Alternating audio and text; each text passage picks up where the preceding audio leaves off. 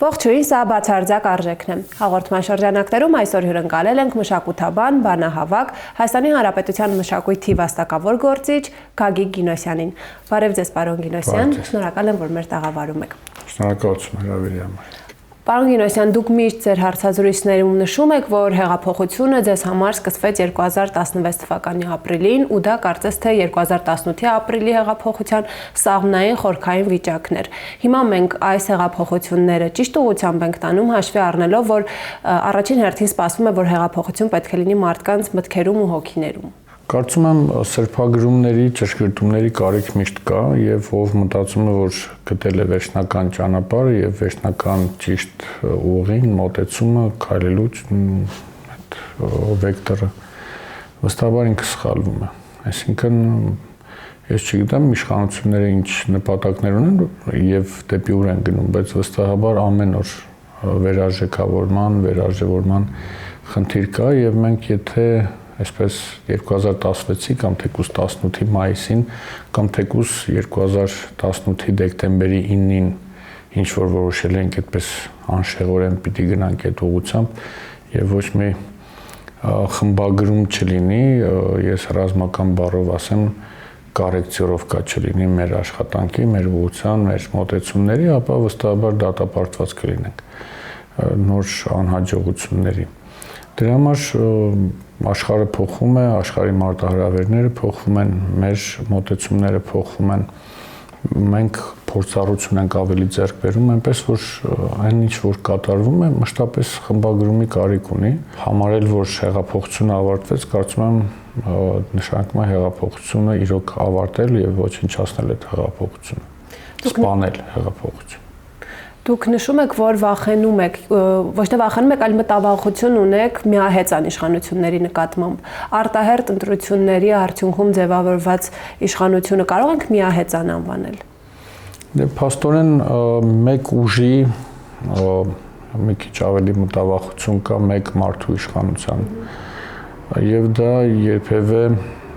որևէ լավ ճանապարհների չի բերել։ Եվ պիտի զուգակշիռ ունենա յուրաքանչյուր բան, ես չեմ ուզում վատ օրինակներ բերեմ, այնուամենայնիվ ասեմ, որ երբ 2001 թվականի սեպտեմբերի 11-ին էր կարծեմ Ամերիկայում ինքնաթիռները ահաբեկեցին եւ երկու բարձրաքերները տապալեցին, պայթացրին, ապա նայեք մեկ առանցք ունեցող կառույցը, որը 100 հարկ էր, միանգամից փլուզվեց։ Նույն օրը երրորդ ինքնաթիռը ներխուժեց ՆԱՏՕ-ի շենք, ՆԱՏՕ-ի չէ, կներեք, Պենտագոնի։ Եվ Պենտագոնի շենքը, որ Պենտագոն է կոչվում 5 անկյուն ունենալու պատճառով, միայն քանդվեց այն կողմը, 5 կողմերից միայն այնը, որի մեջ մխրճվել էր ինքնաթիռը։ Այսինքն բազմաբևեռայնությունը նաև Աստված մեր արածը տապալվելու դեպքում մեկն է տապալվում եւ մնացածը նաեւ վերականգնելը շատ դժվար է։ Եթե 5 անկյուն է, 4 անկյուն է, այսինքն առանցքները շատ են, ջուրին է նաեւ վերականգնել։ Երբ որ մեկն է առանցքը, մենք հիմա գիտենք, որ այդտեղ Նյու Յորքում ընդամենը լուսարձակներով վերակառուցել են, այսինքն լուսարձակներով են ցույց տալիս, թե ինչ շենք է եղել, բայց իրականում այդ շենքերը այդպես էլ այլևս չվերականգնվեցին։ Այսինքն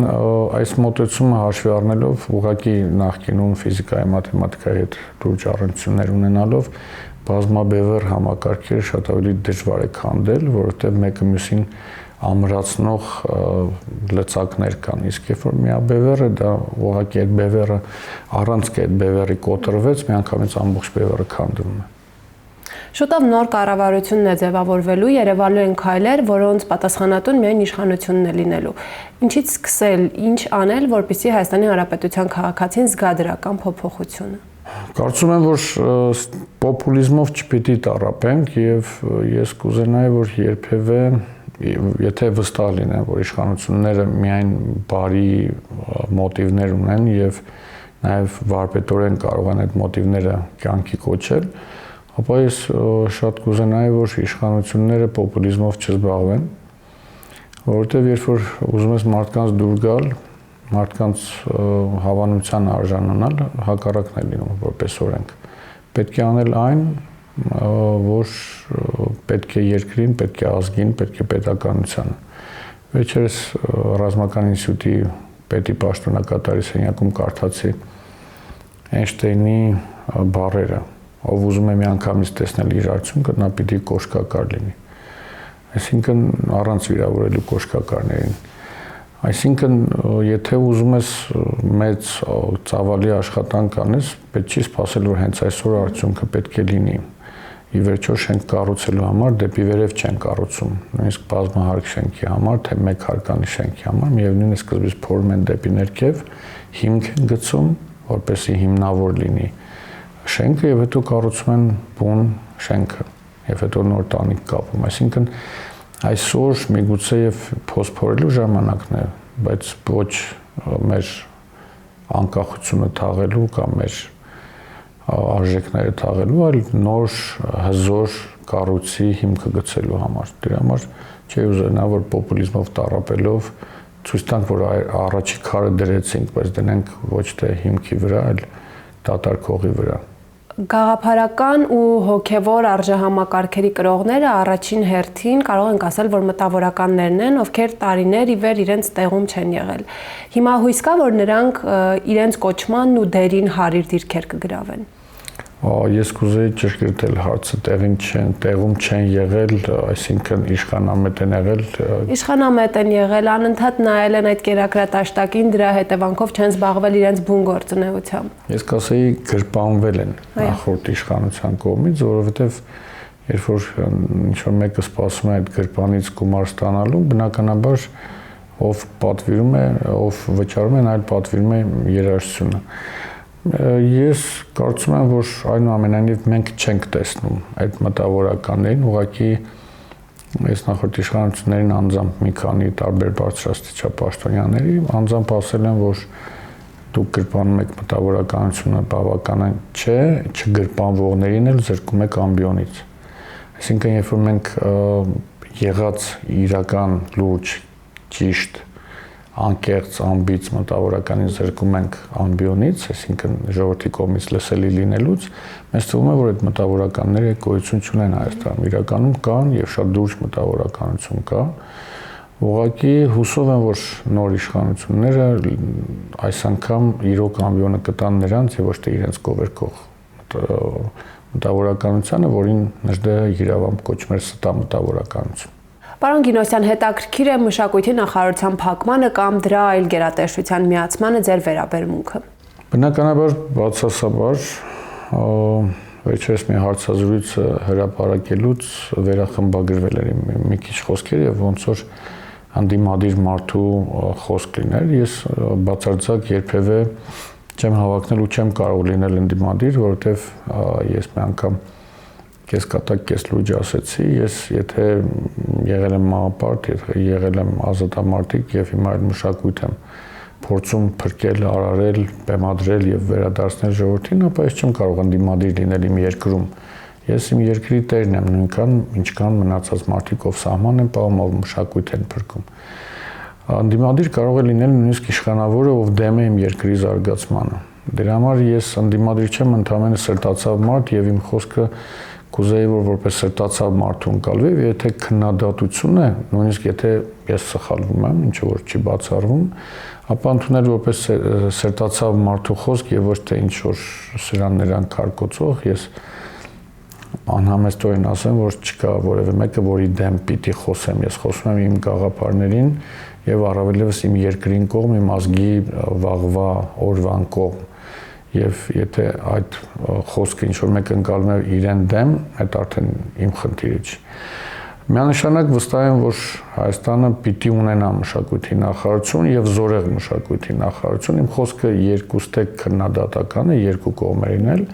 որտեղ երբ որ մշակույթի գործիչները գրպանվում էին, մշակույթի գործիչներին Բաղրամյանում ծեծում էին, էլեկտրիկ Երևանի ցույցերի ժամանակ ձերբակալում էին եւ հակառակը մշակութային գերատեսչությունը մի բան էլ կներեք օտար բառից համար մունատ էր գալիս, թե ձեր ինչն է պակաս, որ գնացել եք Բաղրամյան եւ քրեական գործերը այդպես էլ դատարան չհասան, որտեղ մշակույթի գործիչներ կային, որոնք դուժող կողմ էին ճանաչվել, բայց չգիտես ինչի միայն մարտի 1-ն է քննվում եւ ոչ մնացած դեպքերը եւ ոչ ճանաչված մարդկանց նկատմամբ կատարված ոտնձգությունները, որոնք փորձում էին սաստել այդ մարդկանց, որպեսզի լրացվեն իրական մտավորականներին, ապա այդ ժամանակ էր պետք բողոքի ակցիաներ կազմակերպել։ Պետք էր, երբ որ աֆրիկյանների տուններ քանդվում, երբ որ հյուսային պողոտայից վտարվում էին մարդիկ եւ կեղծվում կամ պղծվում էր թամանյանական նախագիծը հյուսային պողոտայի, որը բացարձակ այն չէ, ինչ որ այսօրվա հյուսային պողոտան է, որը ծառայեցվեց մի քանի օլիգարխի։ Եվ կուզեի, որ այդ ժամանակ բողոք էին, երբ որ երիտասարդական պալատներ կործանվում, երբ որ, չգիտեմ, Հայաստանի, Երևանի դեմքն էր ոչնչացվում, հին հնամենիկ շինությունները եւ երբ որ Շարմենչիկի նման ռաբիզությունները եւ մարդիկ, որոնք ոչ թե մշակույթ են, որ վաստակավորի կոչում ստանան, այլ իրենք պղծում են հայի տեսակը, հայի հոգին եւ մշակույթ են պղծում եւ այդ մարդկանց կոչումներ շնորհելու դեպքում պիտի այդ նույն գերատեսչությունը բողոքի ակցիա եւ գործադուլ հայտարարեր։ Այսինքն իհարկե չի բացառում, ես չեմ բացառում շփվելով այդ գերատեսչության հետ, չեմ բացառում, որ այնտեղ շատ հրաշալի եւ լավ մասնագետներ կան եւ լավ մարդիկ կան։ Խոսքս բոլորին չի վերաբերում, բայց ընդհանուր գերատեսչությունը ծառայել է իշխանություններին, խամաճիկացնելով ոլորտը եւ անհրաժեշտ մշակույթ արարելու փոխարեն արարել այն իշխանահաճո, հա, պալատական երկիշների այդպես կերակրաման դարձել։ Ասենք Երևան քաղաքի տոնին կիսաբարո 3 ռուս աղջիկ, կիսամերկ երկում էին մամալյուբա դավայ եւ ասենք ինչ որ մեկը հորջորջում էր, որ ինքը բերել է աշխարհի բոլոր ժամանակների եւ բոլոր ժողովուրդների հիթը եւ երկում էին Երևանի մայրաքաղաքի բեմից, հրապարակից Հավանագիլը։ Պատկերացրեք Ռուսաստանում մենք ամբիոնից Մոսկվայի տոնը շնորհավորելուց թեկուզ բարև ձեզ ասենք հայերեն կամ նույն Թել Ավիվում։ Այսինքն այս ժամանակ էր պետք բողոքել։ Ես նույնիսկ վարչապետին եմ ասել մի օր իր սենյակից, ասի այստեղ ձեր պատուհանից որ երևում է, հենց այս հրապարակում այսպիսի բաներ կատարվում, իսկ դուք մշակույթից եք խոսում, որ մշակույթից։ Եվ պետք էր բողոքել, երբ որ ՅՈՒՆԵՍԿՕ-ն ճանաչում էր Քոչարին Թամզարան, ճանաչում էր որպես Նախիջևանի անհետացող մշակույթ։ Ուր է Հայաստանի իշխանությունը, ոչ միայն մշակույթի նախարարությունը, որը չտվեց լուրջ վերլուծական, եւ մի հեռուստատեսություն չեմ ուզում վարկաբեկեմ անուն տալով, մի հեռուստատեսություն ինձ հրավիրում էր եթեր, որպեսզի ցույց տամ պարակայլերի տարբերությունը հայկական եւ ադրբեջանական Քոչարիների։ Երբ որ ես ասի, որ հարց ավելի խորքային է եւ պետք է վերլուծել այն, որ Նախիջևանում դերևս 100 տարի առաջ 90-ից ավել տոկոսով հայեր էին ապրում եւ պետք էր ՅՈՒՆԵՍԿՕ-ին նոտա հղել, թե այդ որ երկրի, որ ազգի, որ անհետացող մշակույթի մասին է ձեր որոշումը։ Եվ ոչ թե փորձել ինչ որ երկու քայլի մեջ տարբերությունը դնելով ցույց տալ կամ փորձել ապացուցել, եթե դու փորձում ես ապացուցել, որ դա քոնն է, արդեն կասկածի տակ ես դնում։ Իսկ ուր է այդ ժողովուրդը 90%-ից ավել, ինչի այդ անհետացող ժողովրդի մասին չի նոտա հղում Հայաստանի իշխանությունները, ոչ միայն մշակույթի նախարարությունը, չի նոտա հղում այն 3000 եւ ավել խաչքարերի համար Նախիջևանում ոչնչացված, ճյուղային ոչնչացված։ Այսինքն, երբ որ մենք խորքային լուծում չունենք, մենք դառնում ենք խամաճիկ։ Եվ պատկերացրեք, այդ հեռուստաընկերությունը չհրավիրեց եթեր։ Հասկացա, որ ես իրենց խամաճիկը չեմ եւ իրենց ուզած այդ շոուն չեմ անելու, որպեսզի երկու պարակալ ցույց տամ, հետո ցույց տամ ծիծաղելի է։ Հենց այդ հեռուստաընկերությունը, հենց այդ մարդիկ, որոնք նման հաղորդում են ստեղծում, ոչնչացնում են իմ ազգի մշակույթը եւ իմ ազգի արժանապատվությունը, որտեղ իրենք խամաճիկացված ինչ որ ուժերի թելադրանքով շոուներ են կազմակերպում։ Մյուս կողմից հիմա քննադատությունը օրվա իշխանություններին, թե ոնց կարելի է մշակույթի նախարարությունը փակել եւ ասել դե միևնույն է կմնա գերատեսչություն, մենք կկրճատենք, չգիտեմ կրճատելու, նախ եւ առաջ կրճատումները անպայման հիմնավորել է պետք։ Հիմնավորել թե SSS հաստիկները ավելորդ են, եւ հիմնավորել թե ինչու են ավելորդ եւ հիմնավորել որ հաստիկներն են որ առավել կարեւոր են եւ հետո նոր կրճատելով բայց այնուամենայնիվ թողնել նախարարություն չի նշանակում ուռճացված համակարգ բայց այլ գործառույթներով թող նախ եւ առաջ որոշեն ինչպիսի մշակույթ է պետք Հայաստանին եթե մենք չունենք տեսլականը թե ինչ մշակույթ է պետք մեզ ինչի մասին է խոսքը բայց եթե մենք ընդունում ենք որ նախորդ իշխանությունների օրոք խամաճիկացված էր մշակույթի նախարարությունը դրա համար պիտի փակվի կներեք ընդունում ենք նաև մեր ներկայիս իշխանությունների անզորությունը բարեփոխել այդ կառույցը այսինքն եթե մենք վստահ ենք որ մենք ճիշտ ենք եւ ճիշտ իշխանություն ենք ապա պիտի վստահ լինենք որ կարող ենք կոռուպցիայից եւ իշխանության լծորդը հանդիսացող նախարարություն ունենալուց մենք կարող ենք ստեղծել այն կառույցը որը իրոք կնպաստի Հայաստանում ազգային նախ եւ առաջ նաեւ մեր երկրին անհրաժեշտ մշակույթ արարելու համար Ես չեմ ուզում կրկնվեմ եւ պատմեմ Ադրբեջանի մշակույթի նախարարություն ունենալու հարցը, որովհետեւ Ադրբեջանը մշակույթ չունի, որովհետեւ ընդհանրապես արհեստական ստեղծված պետություն է, բայց այնուամենայնիվ եթե մենք փակում ենք մեր նախարարությունը, ընդունում ենք, որ այդ կամ պետք չի, կամ գոյություն չունի այդ մշակույթը։ Եվ եթե մենք կարիք ունենք, թող լինի փոքր, բայց լինի առանձին նախարարություն, որովհետեւ չի կարող երկու հավասարակշռող իրար կառույցներ, կրթություն, գիտություն եւ մշակույթը իրար զուգակցվել եւ խառնվել իրար։ Տվյալ դեպքում կարող են Լևոն Տեր-Պետրոսյանի ժամանակ կար պետնախարարի գաղափար, կարող են լինել պետնախարարներ, որոնք մի քանի ոլորտ կուրատորություն էին անում եւ ուղղորդում էին մի քանի նախարարություններ, բայց ոչ առանձին գերատեսչությունները ոչնչացնելով։ Այդ տեսանկյունից վստահաբար պիտի լինի մշակույթի նախարարությունը, որը պիտի նախ եւ առաջ պետությունը ունենա մարտահրավերների մոտավոր պատկերացում ուրվագիծը թե մոտակա 10-20 միգուցե 50 տարիներում Հայաստանին ինչ մարտահրավերներ է սպասվում աշխարհի կողմից նետվող եւ ըստ դրա մոտավորապես պատկերացում կազմել ձևավորել այն քաղաքացու տեսլականը թե որ քաղաքացին է Հայաստանի որ կարող է այդ մարտահրավերներին դիմակայել եւ հետական անգամ չդառնանք ինչ որ մի գերտերության ինչ որ մի կայսրության այդպես կցորդը, որը ոնց կուզի մեզ հետ այդպես կվարվի, կուզի մեր թշնամուն զենքը կվաճառի եւ կսադրի հերթական պատերազմ։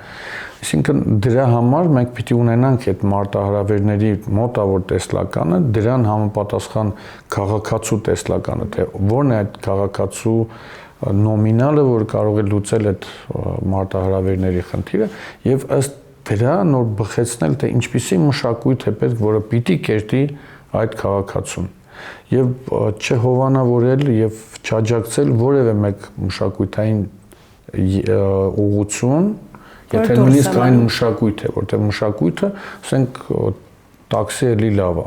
Այդ ինչ ֆիլմ էր, որ պիտի ֆինանսավորվի մշակույթի նախարարության կողմից, երբ որ 20 տարի շարունակ խնդրել ենք, որ մի անգամ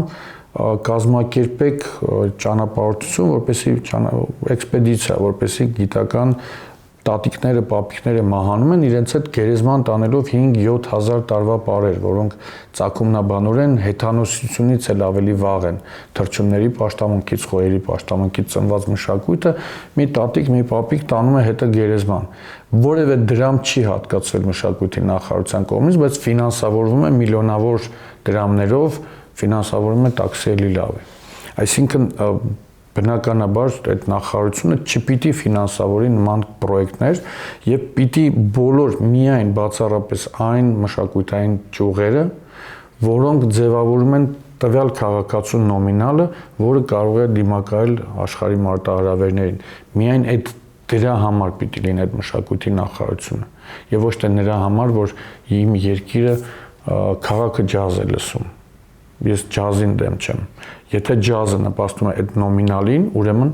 պետությունը պիտի մասնակից լինի եւ նաեւ նպատական մղի, թե ինչպիսի ջազ, որը հենց այդ քաղաքացուն է ձևավորում։ Եթե անգամ ես ազգային պարի մասնակից եմ, եթե ազգային պարը հետամնացության է տանում, որը իհարկե այդպես չի, ուրեմն պիտի բացառվի նաև ֆինանսավորումը։ Բայց եթե ազգային պարը ստեղծում է արժանապատիվ հայի տեսակը, որը պետք է վաղվա Հայաստանին, ուրեմն այդ ոլորտը պիտի ֆինանսավորվի եւ աջակցվի եւ նաև ուղղորդվի ինչպիսին լինի դա, ոչ թե կներեք դոշակի կտորներով, տարազներով եւ ամոթ առաջացնող խմբեր, որոնք որակ չունեն, ես որևէ մեկին չեմ հղում իմ քննադատությունը, կամ քրդախառը երգեր, նաեւ քրդերին չեմ քննադատում, այլ ինձ համար պատիվ է իմ մշակույթը կրել եւ նույնիսկ եթե ինչ-որ մի մշակույթ կա, որ իմինից բարձր է, ինչը որ չեմ հավատում, որտեղ որևէ մի ազգ չունի կոմիտաս, ունենալ կոմիտաս եւ քրդախառը երգերով բերնել բեմ ու գնալ ինչ-որ մի փառատոն աշխարհին ներկայանալ քրդախառը, արաբախառը կլկլոցներով, կներեք դա ազգային մշակույթ չէ։ Եվ եթե պետությունը ոչ թե հավասար բոլորին գումարներ տա, որ ոչ մեկ չնեղանա եւ վարի կոմպլեմենտար քաղաքականություն, որպեսի որևէ մեկ մշակույթի գործիչ հանկարծ վատ խոսք չասի իշխանությունների հասցեին, թող ասեն, թող վատերը վատ խոսք ասեն, դրանով իսկ կընդգծեն, որ իշխանությունը լավն է։ Իսկ երբ որ ճիշտ մարդն է քննադատում, սրտացավ մարդը, բարձրաճաշակ մշակույթ ստեղծող մարդը, այդ ժամանակ ոչ թե հակադրվել այդ մարդուն, փորձել այդ մարդուն ամեն կերպ չինական պարիսպի մեջ պահել, որպեսզի ժողովուրդը իրեն չտեսնի, ամբիոնից զրկենք, որ ժողովուրդը իրեն չլսի, այլ մի պահ ականջալուր լինել, պետք չէ այդ մարդուն որևէ կերպ աջակցել, բայց ականջալուր եղեք սրտացավ խոսքին, տեսեք այդ մարդու ցավն ինչ է, ինչի է այդ մարդը այդ խոսքը այդպես ձևակերպում։ Եվ հաղորդումը ավանդական հարց ունի, ինչն է ձեզ համար բացարձակ արժեք։ Ինձ համար բացարձակ արժեք իմ ազգն է եւ իհարկե ասում եմ, որ պետությունը բացարձակ արժեք է, անկախությունը բացարձակ արժեք է եւ ես ուզում եմ ասեմ, այո, բացարձակ արժեք է, բայց ինքը վերջնակետը չէ, վերջնանպատակը չէ պետությունը։ Պետությունը միջոց է ազգի բնականon զարգացումն ու ազգի անվտանգ կենսագործունեությունը ապահովելու համար։ Իսկ դրա համար պիտի ունենալ իրոք ազգային պետություն, ինչից գոնե այսօր շատ հեռու ենք եւ տարիներ, տասնամյակներ շարունակ անկախության տարիներին շատ հեռու ենք եղել եւ վստահաբար ինձ համար բացարձակ արժեք է արժանապատվությունը վերագետած սեփական տեսակ ունեցող եւ սեփական իր իսկ արժեհամակարգին տեր կանգնող ազգ, որը որ վստահ եմ այս սերունդը այսպեսին է, այն սերունդը, որ իջավ փողոց, հենց այդ սերունդը այն 16 թվականի շարունակությունն էր, մարդիկ, որոնք հեգնեցին Բաղրամյան 26-ը եւ վաճառված նախորոք խաղարկված պատերազմը չեղարկեցին։ Պատերազմը, որը նախորդ խաղարկվել էր 3 պետությունների իշխանությունների միջև, մի բուռ երիտասարդությունն ասեց ոչ, տերը խրամատում է եւ ոչ Բաղրամյան 26-ում։ Երկիրը ունի տեր եւ այլևս հոգեփոխված տեր եւ այդ տղաները Լեոնիդ Ազգալյանի, Մոնթե Մելքոնյանի, Թաթուլ Կրպեյան եւ Սիմոն Աչիկյոզյանի, Մովսես Գորգիսյանի եւ իհարկե Նժդեհի հոգեզավակներն էին, որոնք վստահաբար միայն այն տղեկն էին այդ ուղղորդողները, որոնք այդ ամեն ինչին ծանոթ էին։ Ես վստահ եմ, որ ինձ համար բացարձակ արժեքը հենց այդ տեսակն է, Նժդեհի տեսակը եւ Կոմիտասի տեսակը։ Մի աֆորիզմով իմ ավարտեմ. դեպի Աստված տանող ճանապարհներից շատ ավելի բարդ է դեպի քեզ տանող ճանապարհը, եւ եթե դեպի Աստված տանող ճանապարհի վերջում ծնվում է հերթական հավատացյալը, ապա դեպի քեզ տանող ճանապարհը, որը շատ անգամ խաչվում է Աստծո ճանապարհների հետ, ծնվում է Աստվածամարդ, վկա Կոմիտասն ու Նժդեհը։ Այ հենց իրենք ինձ համար բացարձակ արժեք են։ Շնորհակալ եմ հետաքրքիր զրույցի համար։ Շնորհակալություն ձեզ։ Իսկ ձեզ հիշեցնեմ, որ այսօր բացարձակ արժեք հաղորդման շրջանակներում հյուրընկալել ենք մշակութաբան, բանահավաք Հայաստանի Հանրապետության մշակույթի վաստակավոր գործիչ Գագիկ Գինոսյանին։ Եվ վերջում հաղորդման աջակցելու իմ արտաքին տեսքն ապահովելու համար շնորհակալություն եմ հայտնում Ագակ Անքանյան իմիջ ստուդիոյին։ Հասցե Իսահակյան 14։ Հագուստը տրամադրել է Աբովյան 38 հասցեում գտնվող Նեկա բուտիկը։ Ես Անի Միրաքյանն եմ, կհանդիպենք։ Հաղորդման գլխավոր հովանավորն է Asekose.am կայքը։ Հաղորդման գործընկեր Ժան-Պոլ էգզիստենցիալ սրճարան։